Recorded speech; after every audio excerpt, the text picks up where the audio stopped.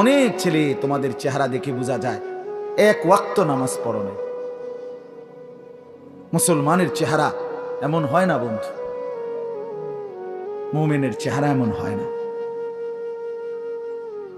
খুব বেশি দুনিয়া আমরা খুব বেশি ভোগ করছি না। এই ফাঙ্গাস তেলাপিয়া ইতান খুব স্বাদের কিছু না।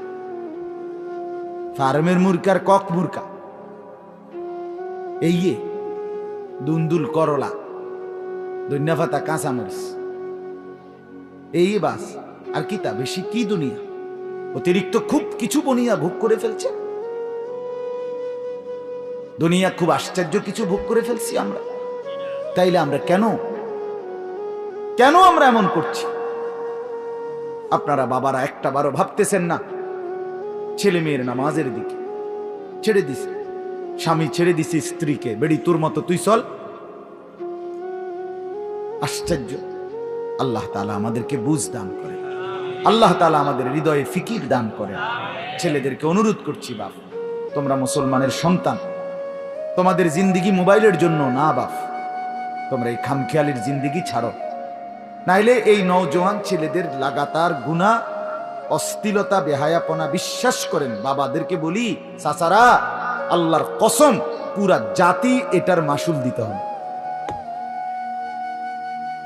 এই বেনামাজি সন্তানদের কারণে সারা দিন সারা রাত মোবাইলে ছবি দেখে, নাচ দেখে, উলঙ্গ দৃশ্য দেখে, এই বখাটে দুশ্চরিত্রের মতো চুল, জঙ্গলি কাফের বেঈমানের মতো চুল যাদের, এই সামনে পিছনে ডানে বামে বড়, এদের এই অব্যাহত পাপের কারণে শুধু এরা কষ্ট পাবে না, পুরা জাতি কষ্ট পাবে।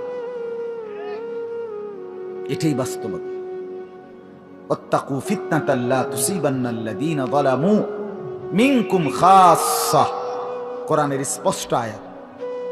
আল্লাহ তাআলা বলছে, আমার বান্দারা, আমার দুনিয়ার শাস্তিকে ভয় করো। আমার দুনিয়ার শাস্তি এক রকম, আমার আখিরাতের শাস্তি আরেক রকম।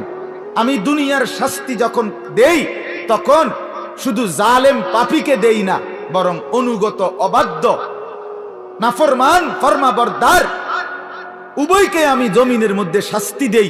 আর আখিরাতে শুধু নেককারকে জান্নাত দেব, নাফরমানকে জাহান্নাম দেব, সেখানে আলাদা, কিন্তু এখানে সমানভাবে শেষ করি। এই জন্য কোথাও যদি ঘূর্ণিঝড় আসে, মহামারী আসে, টর্নেডো আসে, সাইক্লোন আসে, ভূমিকম্প আসে, কোথাও যদি কাফের মুশরিক কর্তৃক জুলুমের শিকার হয়, সেখানে নামাজিও মরে, বেনামাজিও মরে। মরে কিনা বলেন না কেন? তো নামাজি মরলো কেন? আল্লাহ বলেন এটা আমার নীতি।